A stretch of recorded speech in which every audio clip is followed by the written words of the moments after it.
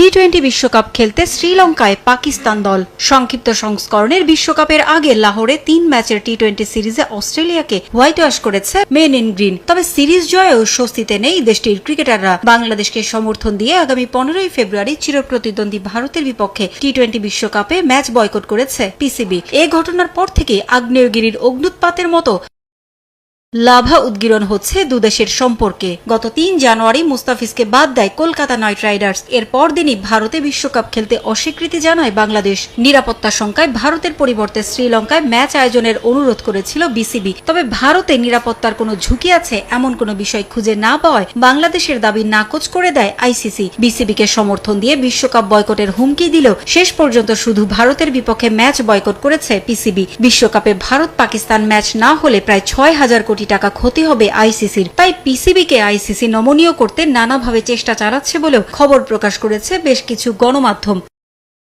তবে নমনীয় হওয়া তো দূরে থাক, উল্টো নতুন সুর পাকিস্তানের। ভারতের স্বার্থ সবসময় বড় করে দেখে আইসিসি। বিসিসিআই এর স্বার্থের জন্য সবকিছু মেনে নিতে প্রস্তুত থাকে বিশ্ব ক্রিকেটের নিয়ন্ত্রক সংস্থা। তাই এবার আইসিসিকে কড়া হুঁশিয়ারি দিয়েছেন পাকিস্তানের পররাষ্ট্রমন্ত্রী খাজা আসিফ। তার দাবি ভারতের কাছে জিম্মি আইসিসি। এক টুইট বার্তায় তিনি জানান, ক্রিকেটীয় স্পিরিট রক্ষায় বিদ্রোহী সংগঠন প্রয়োজন। আমি মনে করি ক্রিকেটের জন্য নতুন একটি আন্তর্জাতিক সংস্থা প্রয়োজন, যাতে ভদ্রলোকের খেলাটির স্পিরিট বজায় থাকে। দক্ষিণ এশিয়ায় ভারতের রাজনৈতিক স্বার্থের কাছে জিম্মি হয়ে গেছে আইসিসি। এদিকে দুদেশের বৈরী সম্পর্কের কারণে ভারতে পাকিস্তান সুপার লিগের আগামী আসরের সম্প্রচার সত্ত্ব বিক্রি না করার সিদ্ধান্ত নিয়েছে পাকিস্তান ক্রিকেট বোর্ড। পিএসএল এর সবশেষ আসরের ম্যাচগুলো ভারতে সম্প্রচার করেছিল সনি স্পোর্টস ও স্ট্রিমিং প্ল্যাটফর্ম ফ্যানকোড। আগামী আসর থেকে ভারতের এই প্রতিষ্ঠানগুলোর সঙ্গে চুক্তি রাখবে না বলে জানিয়েছে পিসিবি।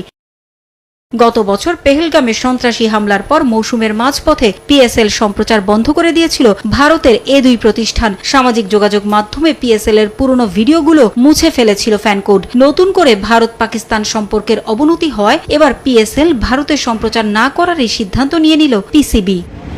টি-20 বিশ্বকাপ খেলতে শ্রীলঙ্কায় পাকিস্তান দল।